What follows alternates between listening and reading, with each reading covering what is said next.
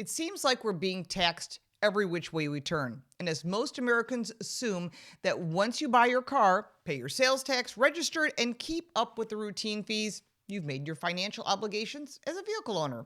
Well, unfortunately, that's far from the reality in many parts of the country. The most glaring example right now is Virginia, where residents are dealing with a yearly tax system that feels less like responsible public policy and more like a state-sponsored shakedown.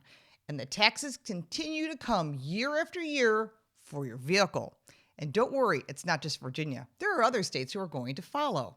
You may have seen the viral video of a Virginia woman recently opening her annual vehicle property tax bill. Yes, you heard that correctly, annual vehicle property tax bill, to find a stunning bill of $2,104.45. So they're taxing her on her vehicle every single year, which doesn't make sense. She wasn't being penalized for late fees, accidents, or violations. There was no repairs included. This wasn't registration or insurance. It was simply a tax for owning a vehicle she had already paid off. The state assigns an assessed value to each vehicle, applies a rate of $2.35 per $100 of value, and charges the owner every single month the vehicle remains titled in their name. She pointed to the bill and summed up the frustration millions of Americans feel. This isn't just owning her own car.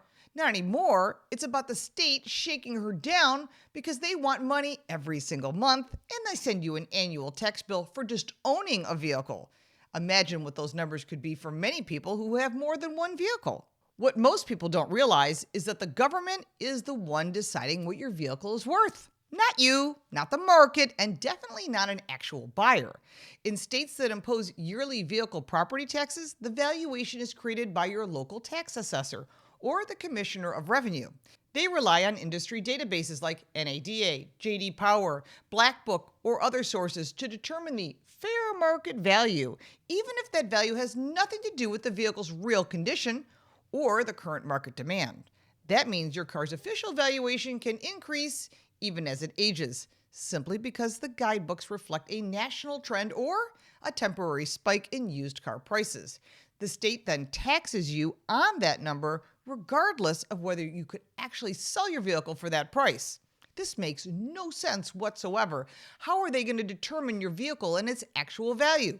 They don't. They just make it up. Owners can appeal the valuations, but anyone who has tried knows that the process is frustrating, intentionally, and rarely successful. To dispute the number, you have to prove high mileage, major mechanical problems, or accident history, all while the county defends its valuation because those inflated numbers generate more revenue. How convenient for them. And you can own a dented, high-mileage car and still get taxed as if it was absolutely pristine.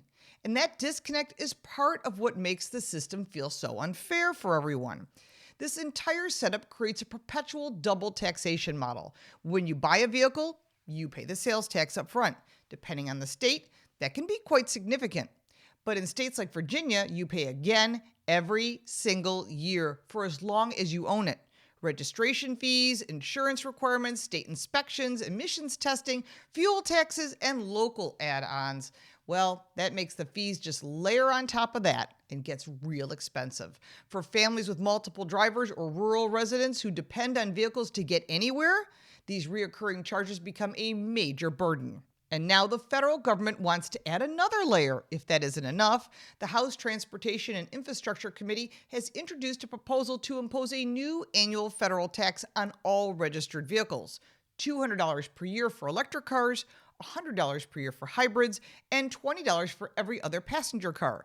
These fees would apply indefinitely, regardless of driving habits, condition, income level, or vehicle necessity.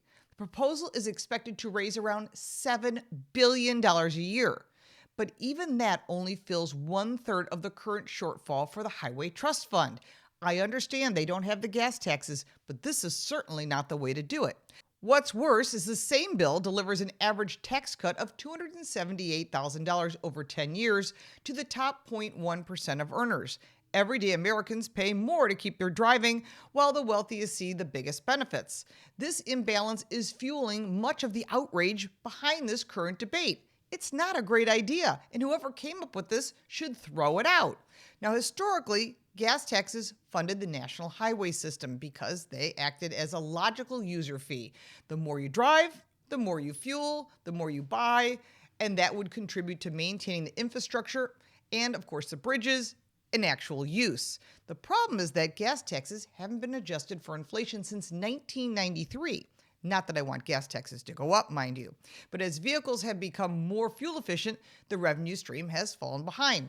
Common sense. But instead of modernizing the system or transitioning toward a fair mileage-based model tied to real road usage, policymakers have increasingly leaned on ownership-based taxes, the least fair approach of all. That shouldn't surprise anyone.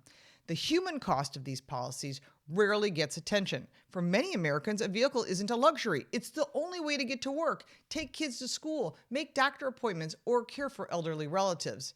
Yearly taxes based on fluctuating and often overestimated valuations of cars create financial unpredictability that families can't plan for. They also disproportionately hurt the same people who rely on older vehicles because they can't afford new ones or they would buy one.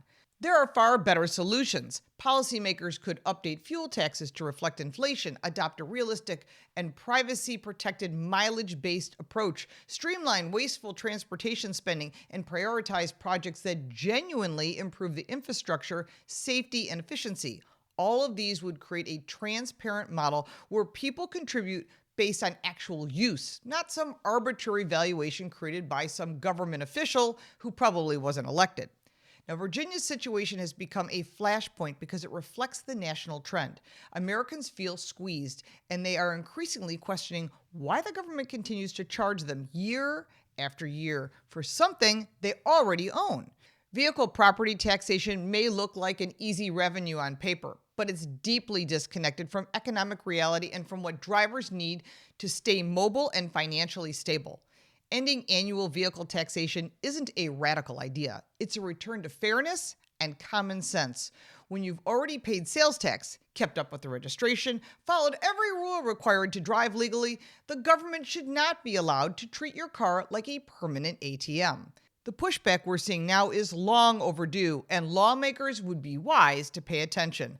It's time to put your foot down, and not on the gas, but to let them know this is unfair, this needs to end, and we need a more equitable way to charge people to support the roads and bridges. And that is not charging you for the vehicle you already own.